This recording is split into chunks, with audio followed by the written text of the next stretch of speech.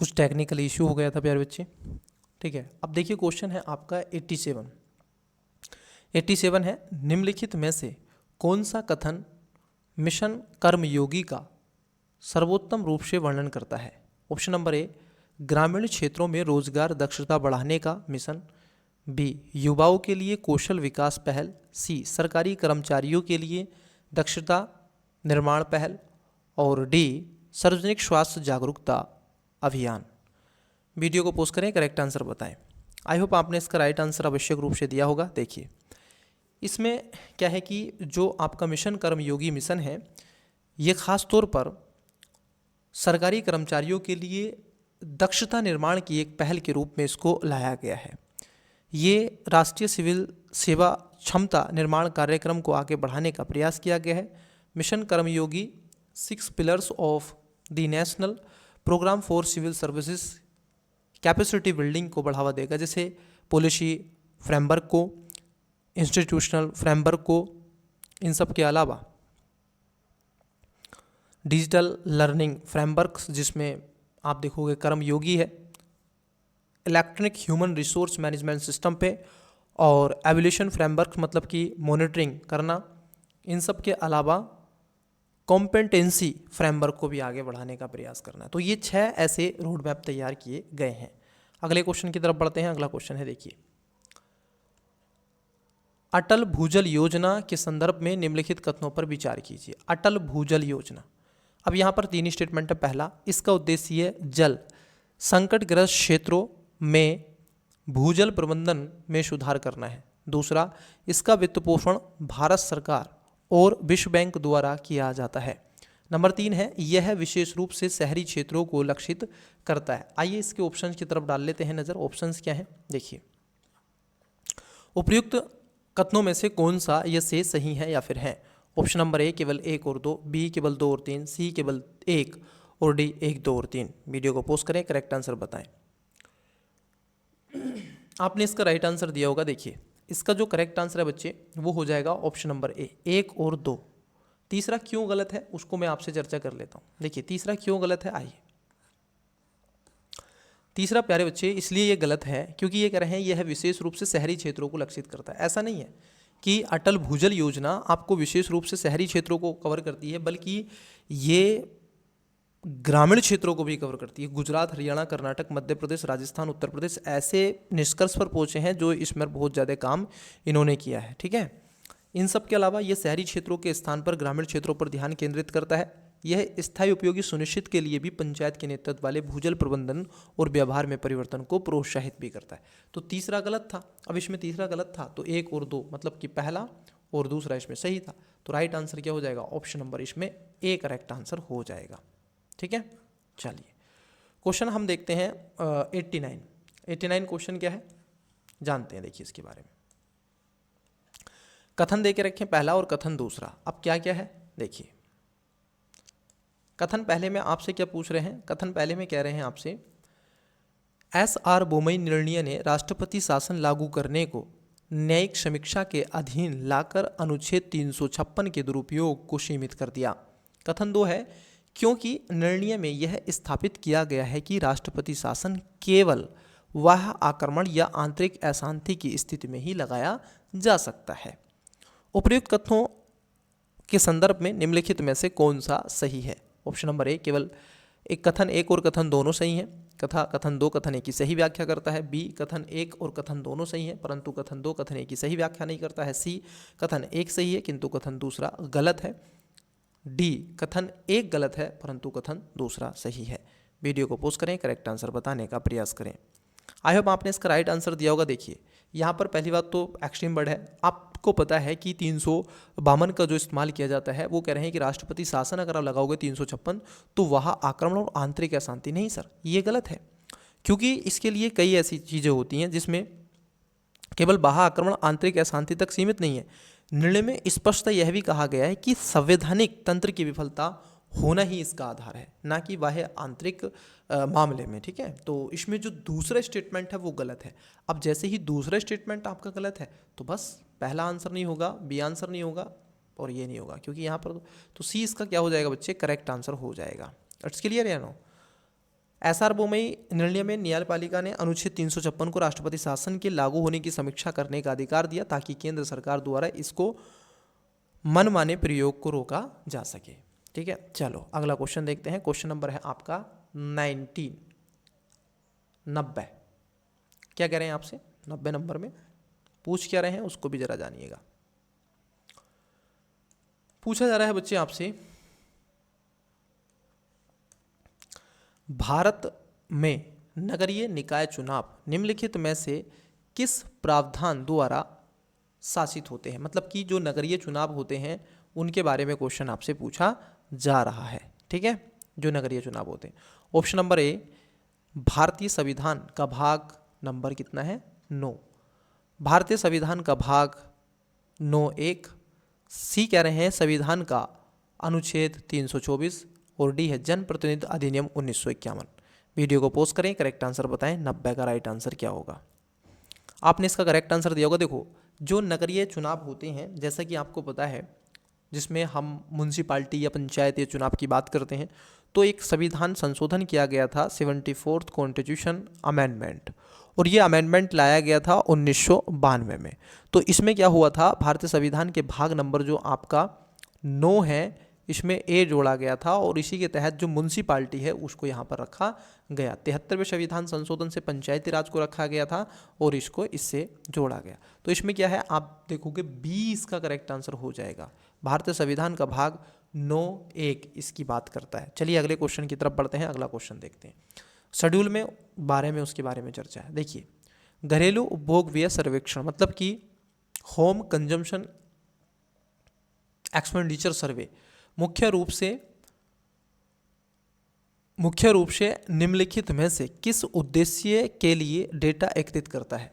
Option number A, विभिन्न क्षेत्रों में घरेलू आय वितरण का आकलन करना, बी, वस्तुओं और सेवाओं पर घरेलू व्यय पैटर्न का विश्लेषण करना, सी, रोजगार के रुझान और कार्य बल भागीदारी दरों को ट्रैक करने के लिए, और डी में कह रहे हैं कि विभिन्न क्षेत्रों में औद्योगिक उत्पादन स्तर निर्धारित करना। वीडियो को पोस्ट करें, करेक्ट आंसर बताएं। आप देखोगे इसका राइट आंसर हो जाएगा वस्तुओं और सेवाओं पर घरेलू व्यय पैटर्न का विश्लेषण करने के लिए। भाई आप जब सर्वे कर रहे हैं तो इसका मूलभूत उद्देश्य तो यही है कि हमें ये पता चल सके कि आप खर्च कितना कर रहे हैं और कहाँ पर खर्च कर रहे हैं। वस्तु और सेवाओं पर तो खर्च कर रहे हैं, कौन सी वस्तु आप परचेज कर रहे हैं, कौन सा सेवा आप कहीं ना कहीं ले रहे हैं और कहाँ पर आप खर्च कर रहे हैं, इसके बारे में आपसे चर्चा करनी है। चलिए इंग्लिश वाले स्टूडेंट्स बताइएगा करेक्ट आंसर, वीडियो को पोस्ट करते रहिएगा। 85 का राइट आंसर दें। 86 पहले बताइएगा, लीजिए 86 का राइट आंसर दें। 87 का करेक्ट आंसर दें। 88 का, ये इधर ऑप्शंस हैं, ये ऑप्शंस है विच of the statement. 89 statement 1 and 2 options ये हैं। आराम से पढ़ें और आंसर दें, वीडियो को पोस्ट करें। 90 municipal election in India are governed by which of the following provision. बहुत मैं स्लोली पढ़ रहा हूँ, आराम से आप दें इसका answer. The house hold consumption expenditure सर्वे। ठीक है, चलिए अगला क्वेश्चन बताइएगा। क्वेश्चन है आपका 92 नंबर। भारत की ग्रामीण अर्थव्यवस्था में प्राथमिक कृषि ऋण समितियां PACS क्या भूमिका निभाती है। अब यहाँ पर आपको 4 ऑप्शन है। ऑप्शन नंबर 1, कृषि अवसंरचना के लिए दीर्घकालिक ऋण उपलब्ध कराना, बी, किसानों की मौसमी आवश्यकताओं के लिए अल्पकालिक ऋण उपलब्ध कराना, सी, ग्रामीण परिवारों के लिए प्रत्यक्ष लाभ हस्तांतरण योजनाओं का क्रियान्वयन कराना, और डी है ग्रामीण क्षेत्रों में कृषि रोजगार, कृषि व्यापार और मूल्य निर्धारण को क्या करना है, विनियमित करना। वीडियो को पोस्ट करें, करेक्ट आंसर बताएं। 92 का राइट आंसर बताएं बच्चे, कमेंट्स करें। आई होप आपने इसका राइट आंसर दिया होगा। देखिए, जो ग्रामीण अर्थव्यवस्था में आपका प्राथमिक कृषि ऋण समितियां हैं, इनका जो मूलभूत उद्देश्य होता है, ये करती हैं किसानों की मौसमी आवश्यकताओं के लिए एक अल्पकालिक ऋण उपलब्ध कराती हैं, क्योंकि भारत में एग्रीकल्चर क्या है, एक जुए के रूप में जानी जाती है। भारत में कृषि एक जुआ है, ठीक है। तो पीएससी ग्रामीण स्तर पर कार्य करती हैं और अल्पकालिक ऋण मतलब कि हेल्प उपलब्ध कराती हैं, ताकि जो फार्मर है वो अपनी तत्कालीन ज़रूरतों आवश्यकताओं को पूरा कर सके, और उसको पेस्टिसाइड चाहिए या फिर कुछ ऐसा स्प्रे के लिए कुछ चाहिए तो वो वहाँ से खरीद सके, ठीक है। चलिए अगला क्वेश्चन लेते हैं। 93, digital ecosystem for skilling and livelihood मतलब कि DESH स्टेक का प्राथमिक उद्देश्य क्या है। अब कभी कभी ऐसे क्वेश्चन भी यूपीएससी पूछ लेता है। ऑप्शन नंबर ए है सरकार द्वारा संचालित शिक्षण कार्यक्रमों के माध्यम से उभरती प्रौद्योगिकियों में व्यक्तियों को कुशल बनाना। बी, निजी कौशल विकास केंद्रों के लिए नियामक ढांचा प्रदान करना। सी, विभिन्न क्षेत्रों में कौशल अप स्किलिंग और रिलिंग्स के लिए एक डिजिटल प्लेटफॉर्म बनाना। और डी है विशेष रूप से सरकारी कर्मचारियों के लिए डिजिटल साक्षरता कार्यक्रम लागू करना। वीडियो को पोस्ट करें, करेक्ट आंसर बताएं, इसका राइट आंसर क्या होगा। आई होप आपने इसका राइट आंसर दिया होगा। देखिए, देश स्टेक एक सरकार समर्थित डिजिटल इकोसिस्टम है। अब देखो इसका जो राइट आंसर है, ये विभिन्न क्षेत्रों में कौशल अप स्किलिंग और रीस्किलिंग के लिए एक डिजिटल प्लेटफॉर्म बनाना है, ठीक है, जो देश स्टेक के रूप में काम करता है। इसमें अवसरों को सुविधाजनक बताता है और एकीकृत मंच के रूप में कार्य करता है। नौकरी चाहने वाले प्रशिक्षण कार्यक्रमों तक पहुंचते हैं और साथ ही रोजगार भी प्राप्त कर सकते हैं, ठीक है। तो इस पे ये चीज़ें रहती हैं, तो इसका सी राइट आंसर हो जाएगा बच्चे। चलिए अगले क्वेश्चन की तरफ बढ़ते हैं, नेक्स्ट क्वेश्चन देखते हैं। पहले हम क्वेश्चन देख लेते हैं, फिर इसके स्टेटमेंट ऑप्शंस जानेंगे। देखिए 94 नंबर है, भारत में वित्तीय हस्तांतरण के संदर्भ में निम्नलिखित कथनों में से कौन सा सही है। 3 स्टेटमेंट है। पहला, संविधान के अनुच्छेद 270 राज्यों और केंद्र के राजस्व विभाग की रूपरेखा प्रस्तुत करता है। दूसरा, 15वें वित्त आयोग ने 41% ऊर्ध्वाधर हस्ताक्षरण पर सिफारिश की थी, हस्तांतरण पर सिफारिश की थी। तीसरा है कि राज्य अपना शेयर आवंटन स्वतंत्र रूप से तय कर सकते हैं। नीचे दिए कूट का प्रयोग कर सही उत्तर चुने। ऑप्शन नंबर ए केवल 1 और 2, बी केवल 2 और 3, सी केवल 1, डी 1, 2 और 3। वीडियो को पोस्ट करें, करेक्ट आंसर बताएं, राइट आंसर क्या होगा आपके हिसाब से। गलत देना है गलत दीजिए, सही देना है दीजिए, बस ऑप्शंस का आप आंसर दीजिए, आपको स्वयं पता चलेगा और बताइएगा कि आप गलत हैं कि सही, ठीक है, ये भी बताते चलिएगा। देखिए पहला स्टेटमेंट वित्तीय हस्तांतरण पर पूछा गया है, तो पहला स्टेटमेंट एकदम आपका सही है, क्योंकि भारतीय संविधान के अनुच्छेद 270 संघ और राज्यों के बीच में करों के वितरण को नियंत्रित करता है, जिससे राजस्व साझाकरण और क्षेत्रीय वित्तीय आवश्यकताओं को दर्शाता है। पहला स्टेटमेंट एकदम सही है। दूसरा भी सही है कि 15वें वित्त आयोग ने 41% ऊर्ध्वाधर जो कि आपको हस्तांतरण की सिफारिश की थी, ये भी बात एकदम ठीक है। और ये 2021 से, ये ध्यान में रखना है, 2021 से ये 2026 तक चलेगा, ठीक है। अभी जो आपके नए वित्त आयोग के सचिव बने हैं, चेयरमैन बने हैं, चेयरपर्सन बने हैं, वो कौन है, पनगारिया जी हैं, वो 16वें के बने, ठीक है, पनगारिया समथिंग इनका नाम यही है। तीसरा स्टेटमेंट गलत है कि राज्य अपना शेयर आवंटन स्वतंत्र रूप से तय कर सकते हैं। नहीं, ऐसा नहीं होता है, वो अपने आप नहीं कर सकते हैं, क्योंकि राजकोषीय हस्तांतरण का यह सुनिश्चित करता है कि राज्यों को राष्ट्रीय संसाधनों का उचित हिस्सा प्राप्त हो सके, जिससे संतुलित क्षेत्रीय विकास को समर्थन मिले, ठीक है। तो यहाँ पर तीसरा स्टेटमेंट गलत हो जाएगा। जब 3 आपका गलत है, 1 और 2 सही है, तो आपका बी आंसर नहीं होगा, सी नहीं होगा, तो राइट आंसर क्या होगा, ऑप्शन नंबर ए होगा, ठीक है, ना बी ना सी ना डी। चलिए अगले क्वेश्चन की तरफ बढ़ते हैं, नेक्स्ट क्वेश्चन लेते हैं। देखिए क्वेश्चन क्या है, आई होप आपको क्वेश्चन विजिबल हो रहा है, जानिएगा। निम्नलिखित में से कौन सा कथन नीति आयोग द्वारा शुरू की गई वोकल फॉर लोकल पहल के उद्देश्य का सर्वोत्तम वर्णन करता है। कौन सा है, vocal for local. Option number A है उच्च तकनीकी वाली वस्तुओं के घरेलू विनिर्माण को बढ़ावा देना। बी, भारतीय लघु एवं मध्यम उद्यमों MSME के लिए बाजार पहुंच सर्जन करना। सी है आयातित वस्तुओं पर शुल्क कम करना। और डी है भारतीय वस्तुओं के लिए विशेष निर्यात क्षेत्र स्थापित करना। वीडियो को पोस्ट करें, करेक्ट आंसर बताएं। आपने इसका राइट आंसर दिया होगा। देखिए वोकल फॉर लोकल की बात करता है, तो ये खास तौर पर किसके लिए है बच्चे, ये आप देखोगे ये MSME सेक्टर को बढ़ावा देना है। जो लघु और कुटीर मध्य उद्योग हैं उनकी बाजार तक पहुंच सुनिश्चित करना। जैसे ई मार्केट आपने कहीं सुना होगा, ई मार्केट वो भी एक इसी का प्रोग्राम है, तो इसका राइट आंसर क्या हो जाएगा, बी हो जाएगा। भारत सरकार लगातार इसको बढ़ावा देती रहती है, ऐसे हार्ट वगैरह भी लगाती है वोकल फॉर लोकल को, ताकि सामान इनका खरीदा जा सके और उचित मात्रा में इनको इसका लाभ मिल सके। चलिए क्वेश्चन नंबर है 96। राष्ट्रीय अन्वेषण अभिकरण मतलब कि NIA द्वारा आरंभ की गई अपराध मामला प्रबंधन प्रणाली मतलब कि CCMS के संदर्भ में निम्नलिखित कथनों पर विचार कीजिए। दो स्टेटमेंट है। पहला, CCMS को संपूर्ण भारत में आतंकवाद और संगठित अपराध से संबंधित आपराधिक मामलों की जांच को डिजिटल रूप से सुव्यवस्थित और मानकीकृत करने के लिए डिजाइन किया गया है। नंबर 2, इसका मुख्य उद्देश्य कानून प्रवर्तन गतिविधियों को एकीकृत करना तथा अंतर एजेंसी सहयोग के लिए जांच संबंधी डेटा तक पहुंच को सीमित करना है। उपर्युक्त कथनों में से कौन सा या से सही है या फिर है? ऑप्शन नंबर ए केवल 1, बी केवल 2, सी 1 और 2 दोनों, डी ना तो 1 नहीं 2। वीडियो को पोस्ट करें, करेक्ट आंसर बताएं 96 का। आई होप आपने इसका राइट आंसर दिया होगा। देखिए बच्चे, राइट आंसर क्या है आइए जान लेते हैं। देखो NIA के बारे में आपसे पूछा गया है, नेशनल इन्वेस्टिगेशन जो आपका अभिकरण है, अथॉरिटी है, इसके बारे में आपसे पूछा। देखिए क्या पूछा है।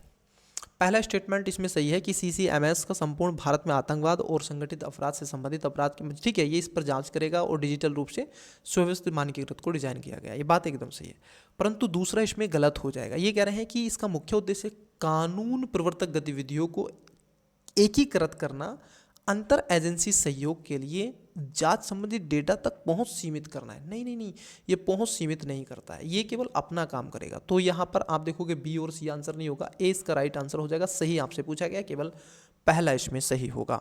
और NCRB के रूप से रखा गया है, नेशनल जो आपका नेशनल क्राइम रिकॉर्ड जो ब्यूरो है, ठीक है, ये खास तौर पर आतंकवाद संबंधी, जैसे नई दिल्ली के मामले गृह मंत्रालय के तहत इसमें कई मुकदमे ऐसे आए हैं NIC के, और लगातार आपने देखा होगा ये चलता रहता है मामला दिल्ली को लेकर के, ठीक है। कई ऐसी पार्टियों पर इसके मुकदमे चलते रहते हैं कि भ्रष्टाचार ये वो आपने सुना ही होंगे ये किस्से, तो इसमें कोई बताने की ज़रूरत आपको है ही नहीं, सभी इस बात से वाकिफ़ है कि NIA का दुरुपयोग और किस तरीके से CBI का इनका उपयोग, उनका उपयोग, ठीक है, दुरुपयोग होना, ये बहुत ज़्यादा आपने सुना होगा, चर्चाओं में रहता है ये पक्ष विपक्ष में। देखिए 97 है, इलेक्ट्रिक मोबिलिटी प्रमोशन स्कीम 2024 का प्राथमिक उद्देश्य क्या है? Electric mobility promotion scheme 2024। Option number A है निर्यात बाजारों के लिए इलेक्ट्रिक वाहन विनिर्माण को बढ़ावा देना, बी विशेष रूप से EV बुनियादी ढांचे के लिए सब्सिडी प्रदान करना, सी सार्वजनिक और निजी क्षेत्र में इलेक्ट्रॉनिक्स वाहन अपनाने को प्रोत्साहन करना, डी प्रमुख शहरों में विशेष EV जोन स्थापित करना। वीडियो को पॉज करें, करेक्ट आंसर बताएं। आई होप आपने इसका राइट आंसर दिया होगा। देखो ये खास तौर पर क्या है, ये सार्वजनिक और निजी क्षेत्र में इलेक्ट्रॉनिक वाहन अपनाने को प्रोत्साहन करना है, इलेक्ट्रिक मोबिलिटी प्रमोशन स्कीम जो लाई गई है, और ये 2024 में है। इसमें कर छूट, बुनियादी ढांचे के विस्तार के माध्यम से व्यापक रूप से EV अपनाने को प्रोत्साहन किया गया है। मतलब कि EV का मतलब है इलेक्ट्रिकल व्हीकल, ध्यान रखना, EV मतलब है इलेक्ट्रिकल जो व्हीकल हैं उसको अपनाइए, ठीक है। तो ये सार्वजनिक और निजी क्षेत्र दोनों के बात करता है। इंग्लिश वाले स्टूडेंट्स देखिएगा क्वेश्चन, वीडियो को पोस्ट करें, राइट आंसर दें। 92, 93 का करेक्ट आंसर दें। 94 पहले क्वेश्चन पढ़ें, स्टेटमेंट फिर ऑप्शंस। 95 राइट आंसर दें, वीडियो को पोस्ट करें। 96 पहले आप क्वेश्चन पढ़ें, फिर स्टेटमेंट, फिर उसके बाद में ऑप्शंस। 97 चलिए वीडियो को पोस्ट करते रहिएगा और उसका आंसर देते रहिएगा। देखिए अगला क्वेश्चन है 98। क्वेश्चन क्या है जरा समझना। ये क्वेश्चन सेम पूछा गया है 2024 की परीक्षा में, प्रीलिम्स UPSC। बॉन्ड के प्रकार हैं और विशेषताएं हैं, जैसे ट्रेजरी बिल, T-बिल कहते हैं, शून्य कूपन बॉन्ड। दूसरा है नगद प्रबंधन बिल, परिपक्व अवधि 91 दिन से कम। तीसरा है दिनांकित सरकारी प्रतिभूतियां, केवल अस्थायी बाजार दर।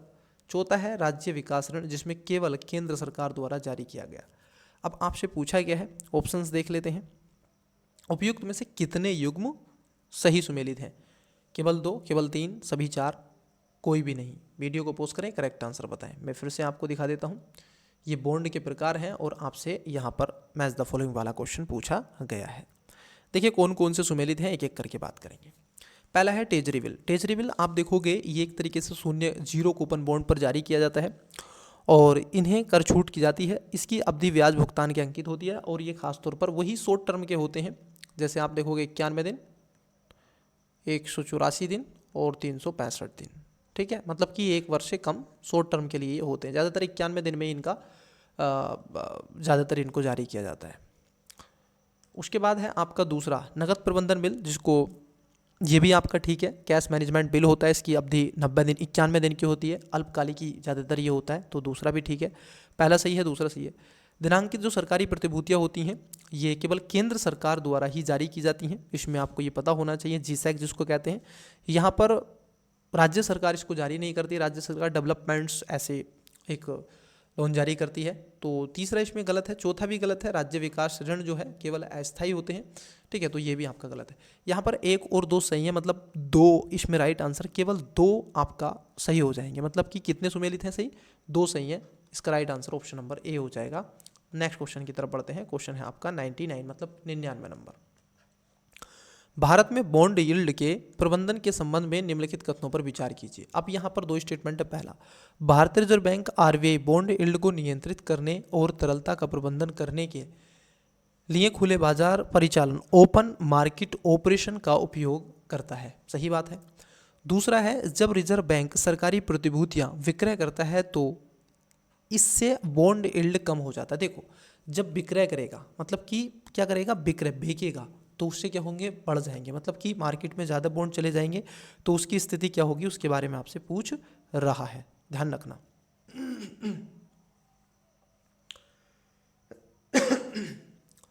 अब यहाँ पर पूछ रहा है, अगर हम इसके ऑप्शंस की बात कर लें, ऑप्शन में कह रहा है तीसरा भी और है, तीसरा स्टेटमेंट और है, रिजर्व बैंक बॉन्ड यील्ड को प्रभावी ढंग से प्रभावित करने के लिए ओपन मार्केट ऑपरेशन के साथ रेपो दर का समायोजित भी करता है। उपयुक्त कथनों में से कौन सा या से सही है? ऑप्शन नंबर ए केवल 1, बी केवल 2 और 3, सी केवल 2 और 3, डी 1, 2 और 3। वीडियो को पॉज करें, करेक्ट आंसर बताएं। देखिए, यहाँ पर मैं आपसे जो दूसरा स्टेटमेंट अभी चर्चा आपसे कर रहा था बच्चे, ये जो दूसरा स्टेटमेंट है, ये दूसरा स्टेटमेंट ही गलत है।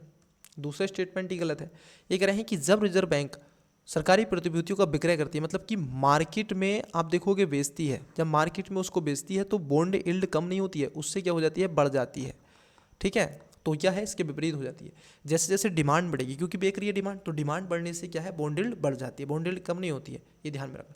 तो इसमें क्या है बच्चे, आपका दूसरा स्टेटमेंट क्या हो जाएगा, आपका गलत हो जाएगा। जैसे ही आपका दूसरा स्टेटमेंट गलत हो जाता है, क्योंकि तरलता को अवशोषित करके सरकारी प्रतिभूतियों को बेचने से यील्ड कम होने के स्थान पर बढ़ती है। अब जैसे बेचेगा, मान लो, तो पैसा क्या होगा, पैसा आपका आरबीआई के पास में चला जाएगा, बैंक के पास में चला जाएगा, प्रतिभूति बेचेगा तो उससे क्या होगा, यील्ड कम नहीं होगी, यील्ड बढ़ जाएगी, क्योंकि डिमांड क्या होगी, कम होगी और यील्ड बढ़ जाएगी। ऐसे होता है। यील्ड मतलब होता है कि ब्याज, ऐसे ध्यान रखेंगे, एक ब्याज है। ठीक है, क्या होता है, ये ब्याज होता है, बस और कुछ नहीं होता है। चलिए, तो आइए मैं इसको पहले आपको समझा देता हूँ, मेरा मन नहीं मान रहा है, मैं आपको देखो समझा देता हूँ ये बॉन्ड यील्ड क्या होता है, थोड़ा जान लीजिएगा तो आपको बेनिफिट देगा। देखिए, बॉन्ड यील्ड क्या होता है, मानो कि ये एक बॉन्ड है, किसी कंपनी का आपने खरीदा, 1,000 रुपये का था महोदय। ठीक है, और 1 वर्ष के लिए था। ठीक है, और 10% ब्याज की दर पे था। अब आपको 1 साल बाद क्या होगा, जब आप इस कंपनी को वापस दोगे तो आपको क्या होगा, इस बॉन्ड पे आपको 1100 रुपये मिलेंगे। कितने मिलेंगे, 1100 रुपये। मतलब कि आपके पास में क्या है, 10%। कितने का फ़ायदा होना है आपको, 100 का फ़ायदा होना है। 1 साल बाद आपने क्या हुआ, इस बॉन्ड को मार्केट में सेल कर दिया। मान लो आपने कहा मैं 1,000 नहीं ले रहा हूँ, आपने बेचा, मैं 1,000 नहीं ले रहा हूँ, मैं क्या कर रहा हूँ कि मैं इसको 1150 में बेच रहा हूँ, मैं इसको 1150 में बेच रहा हूँ। तो ये क्या है, बढ़ गया। अब मान लीजिए आप कह रहे हैं कि 1150 में नहीं, मैं इसको क्या कर रहा हूँ, कम में बेच रहा हूँ। किस में बेच रहा हूँ, कम में बेच रहा हूँ। मैं इसको 1,050 में बेच रहा हूँ, मतलब कि 50 रुपये घाटे से। अब ये क्यों कर रहे हैं, क्योंकि अब इनको 1 साल बाद मिलेगा। अब इन्होंने तुरंत लिया और तुरंत बेच दिया। ऐसे में बताओ अब इनका क्या था। अब जरा समझना, अब जरा यहाँ पर देखना एक बच्चे, एक चीज़ यहाँ पर आपको समझ में आएगा, एक कॉन्सेप्ट कि आपका अब 1100 में आपका था, ठीक है, 1000 का 1100 में आपके पास आया एक वर्ष के बाद। अब इल्ड कितना है, देखो इल्ड क्या हुई है, बड़ी है कि घटी है, बड़ी है। आप चाहते तो इसको 1200 में भी बेच सकते थे, आप इसको चाहते तो फ्यूचर में 1150 में भी बेच सकते थे, आप इसको 1200 में भी बेच सकते थे, आगे जितना भी बेच सकते थे। परंतु आपने कहा कल किसने देखा भाई अभी ब्याज लेना है मुझे, तो अभी लाभ उठाना है, तो आपने कितने का उठाया, 50 का लॉस उठाया और फटाक से आपने 50 का फायदा लिया, बेच दिया। तो देखो इल्ड क्या है जरा समझना। अब ये कब होगा, जब इल्ड होगा, जब मार्केट में क्राइसिस आ जाएगा, मार्केट में डिमांड ही नहीं है, तो आपकी जब डिमांड नहीं हो रही है तो क्या आपका बॉन्ड बढ़ेगा, नहीं बढ़ेगा। देखो जब जब आप देखना, जब जब डिमांड गिरती है, जब जब डिमांड गिरती है तो बॉन्ड इल्ड क्या हो जाती है, जो इल्ड होती है वो बढ़ जाती है, ठीक है। डिमांड गिरी और इल्ड बढ़ी, ये ध्यान में बस रखना है, इसके ये अपोजिट होता है। अब जैसे ही क्राइसिस हुआ तो ये बेचेगा, इल्ड मतलब कि लाभ, ब्याज। अब आपका मान लीजिए 900 में बिक रहा है तो इसको तो ज़्यादा हो जाएगा, इसको 50 का मिल जाएगा जो भी लेगा। अब ये क्या है 50 का, तो इसको 1100 में, तो इस तरीके से इसमें क्या है, इसमें लाभ मिल जाता है किसी भी कस्टमर को। 1000 का उन्हें 900 में बेच दिया, अब उसको कितना 200 का होगा भाई, एक साल बाद। उसने कहा नहीं मैं तो नहीं ले रहा 1100 में, मैं तो नहीं ले रहा 1000, उसने कहा 900 में लूँगा, 900 में बेच दो, अब उसको 200 का। तो अब मंदी का समय है, तो जब डिमांड ही नहीं हो रही है, क्राइसिस है, तो ऐसी स्थिति में महोदय आपका जो बॉन्ड है उसकी इल्ड बढ़ जाएगी, मतलब कि जो भी उसको खरीदेगा उसको लाभ हो जाएगा। तो दूसरा स्टेटमेंट यहाँ पर गलत था, और जब दूसरा स्टेटमेंट गलत था बच्चे तो आप कहोगे महोदय दूसरा गलत था, तो इसका राइट आंसर बी, इसका करेक्ट आंसर हो जाएगा 1 और 3। चलिए अगले क्वेश्चन की तरफ बढ़ते हैं, नेक्स्ट क्वेश्चन लेते हैं। आज की क्लास का लास्ट क्वेश्चन क्या है उसको देखने का प्रयास करते हैं। क्वेश्चन थोड़ा बड़ा है, देखिए क्वेश्चन क्या है। क्वेश्चन है आपका, निम्नलिखित में से कौन सा कथन भारत में राष्ट्रीय नमूना सर्वेक्षण कार्यक्रम एनएसएसओ द्वारा आयोजित आवधिक श्रमिक बाल सर्वेक्षण PLFS का सटीक वर्णन करता है। ऑप्शन नंबर ए है, यह 15 वर्ष या उससे अधिक आयु के व्यक्तियों के बीच उनकी शिक्षा के स्तर के आधार पर बेरोजगारी का दर आकलन करता है। बी, यह श्रम बाल भागीदारी दर और श्रमिक जनसंख्या अनुपात और बेरोजगारी दर जैसे प्रमुख रोजगार संकेतकों का अनुमान प्रदान करता है। सी, यह केवल शहरी बेरोजगारी और आर्थिक गतिविधियों पर डेटा एकत्रित करता है। और डी, ये कह रहे हैं कि यह विशेष रूप से संगठित श्रमिक क्षेत्र और आर्थिक नीतियों के प्रभावों को लक्षित करता है। वीडियो को पॉज करें, करेक्ट आंसर बताएं। अब एक तो है कि मेरा मन है कि मैं आपसे इसका राइट आंसर पूछूं, बट नहीं मानता है, दिल है कि मानता नहीं, तो इसका राइट आंसर बी हो जाएगा कि यह श्रम बल भागीदारी दर और उसके साथ साथ श्रमिक जनसंख्या अनुपात और बेरोजगारी दर जैसे प्रमुख बेरोजगार आप देखोगे रोजगार संकेतकों का अनुमान प्रदान करता है।